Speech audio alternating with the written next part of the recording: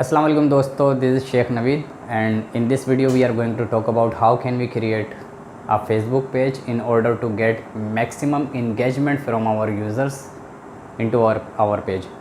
और हम इस वीडियो में ये भी देखेंगे कि यूज़र एक्सपीरियंस के पॉइंट ऑफ व्यू से हम ऐसा कैसे पेज बना सकते हैं और उसमें किन एलिमेंट्स का ख्याल रखना ज़रूरी है कि यूज़र एक्सपीरियंस आपका बेहतर हो जाए, आपके यूज़र ज़्यादा एंगेज हो जाए।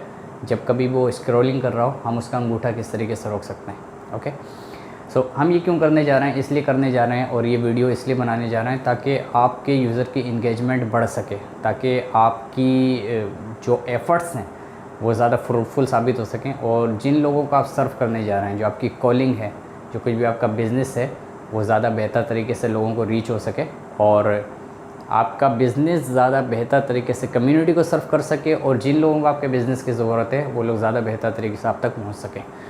So here is how. So Facebook का पेज जब आप बनाने जाते हैं, this is a strategy session. अभी हम टेक्निकली कोई स्क्रीन आपको दिखाने नहीं जा रहे, टैक्टिक्स दिखाने नहीं जा रहे किस तरीके से वो एक्चुअली होता है, but there is the strategy session. जब आप फेसबुक का पेज बनाने जाते हैं तो एक इसका मेन फेसबुक कवर होता है, ये आपने देखा होगा, ठीक है। यहाँ पर एक लोगो होता है, फेसबुक लोगो, ओके। और यहाँ पर होता है आपका बिज़नेस नेम या पेज नेम, बिज़नेस नेम या पेज नेम। अब in right now we will be focusing on these three elements in order to create our Facebook page.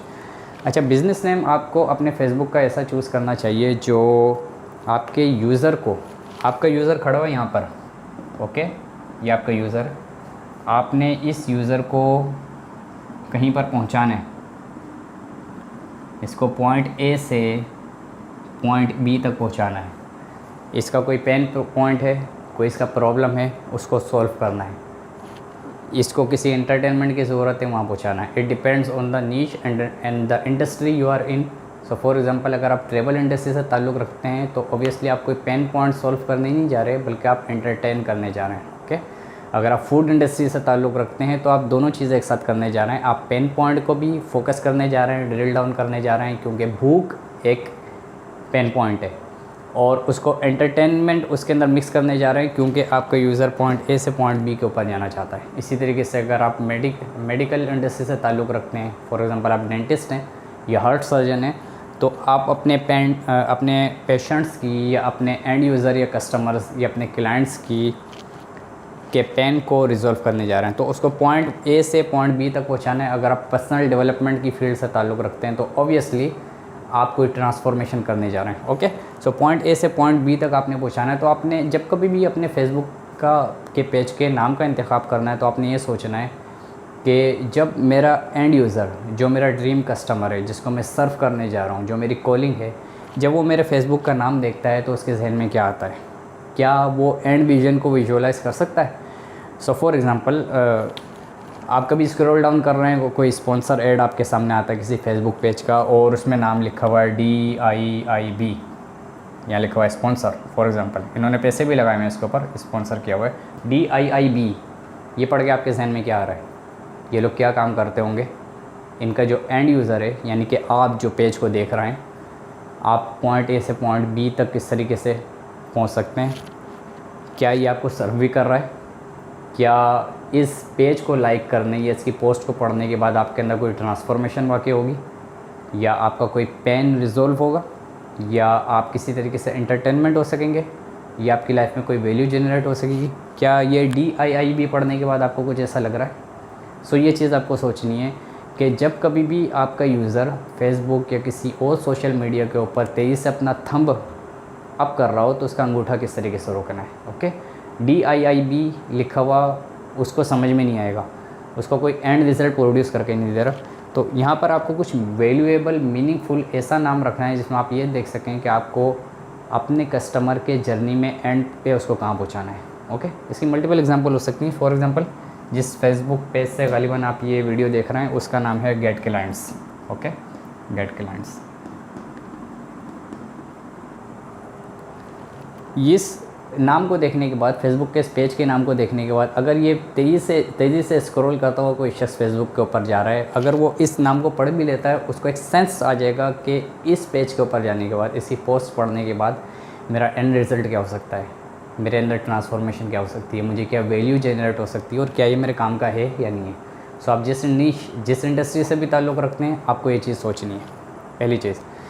दूसरी चीज़, इसका लोगो। आमतौर पे लोग क्या करते हैं कि अपने बिज़नेस का यहाँ पर लोगो पेस्ट कर देते हैं, बाज़ लोग अपनी तस्वीरें लगा देते हैं पेज के ऊपर। तो यहाँ पे भी आपको ये सोचना है, क्या आप यहाँ पे कुछ ऐसी ग्राफिकल इन्फोग्राफिक या वैल्यू प्रोवाइड कर सकते हैं आइकनिक शेप के अंदर कि जो आपके एंड यूज़र को ये एहसास दिला दे कि वो कहाँ जा रहा है, उसकी एंड डेस्टिनेशन क्या है। इस पेज पे आने के बाद उसकी लाइफ में कौन सी ऐसी ट्रांसफॉर्मेशन वाक़ई हो सकती है। सो फॉर एग्ज़ाम्पल, अगर आप फेसबुक एड्स की एजेंसी चला रहे हैं या मार्केटिंग एजेंसी चला रहे हैं, तो आप अगर इस तरह का आइकन देंगे कि जिसके अंदर स्पाइक दिखाया गया हो, या आप कोई शॉपिफाई का स्टोर चला रहे हैं, वो कॉमर्स की कोई बिज़नेस चला रहे हैं, अमेज़ॉन का कुछ भी चला रहे हैं, तो ये स्पाइक आपको बता रहा है कि जिस पेज के ऊपर आप आए हैं वो पेज कुछ सेल्स का या कन्वर्जन का या मार्केटिंग का काम करता है, जब भी उसके अंदर स्पाइक है, ओके, या वो ट्रैफिक लाने का काम करता है। कुछ इस तरीके की चीज़ यहाँ पे इसको देख के आप एनविजन हो सकती है। अगर आप इसको मज़ीद विजुअलाइज़ करेंगे तो आपकी चीज़ सामने आएंगी, ठीक है। तो ये लोगो या ये आइकन सिलेक्ट करते वक्त आपने ये सोचना है कि आप अपने एंड यूज़र को कहाँ पहुँचा रहे हैं। Same thought process goes to your Facebook cover. जब यहाँ पर आपका यूज़र क्लिक करके आपके पेज के ऊपर आता है तो यहाँ पे आपने उसको मार्केट करना है अपने पेज को, बिकॉज़ ये आपका पहला रिप्रेजेंटेटिव है, आपके शोरूम पे आने वाले के लिए पहला रिप्रेजेंटेटिव है। अगर यूज़र आपके शोरूम के ऊपर आएगा तो आपने अपने शोरूम को इस तरीके से करके दिखाना है कि जो उसकी एंड यूज़र की ज़रूरियात को पूरा कर सके, जो कोई भी आपका ड्रीम कस्टमर है। अगर आप कार्स बेच रहे हैं तो ऑब्वियसली आपका शोरूम इस तरीके से डिज़ाइन होना चाहिए जो कार्स के शोरूम के लिए ज़्यादा बेहतर हो। फिर कार्स में भी मल्टीपल नीश और मल्टीपल कैटेगरीज आ जाती हैं कि किस नेचर की कार या कितने बजट की कार आप बेचते हैं, उसी हिसाब से उसका शोरूम डिज़ाइन होना चाहिए। तो इस एरिया को, इस रियल इस्टेट को आपने यूटिलाइज़ करना है अपने एंड यूज़र को ये विजुअलाइज़ कराने के लिए कि वो कहाँ जा सकता है। आप इसको वर्ड्स के ज़रिए कर सकते हैं, ओके। आप डिस्क्रिप्शन लिंक का इसके अंदर कुछ बटन वगैरह डाल सकते हैं कि इसके ऊपर यूज़र क्लिक करे तो उसकी एक डिस्क्रिप्शन खुल जाए। आप इसके अंदर इमेजेस डाल सकते हैं, उसको ये एहसास दिलाना है वो कहाँ पे आ रहा है। तो ये 3 एलिमेंट्स आप याद रखें जो कि ज़्यादा इंपॉर्टेंट होते हैं, क्योंकि जब कभी भी हम फेसबुक का पेज बना लेते हैं, फिर उसकी पेड मार्केटिंग करते हैं या ऑर्गेनिक मार्केटिंग करते हैं, यूज़र की नज़र इस बिज़नेस नेम पे पड़ती है, इस आइकन के ऊपर पड़ती है।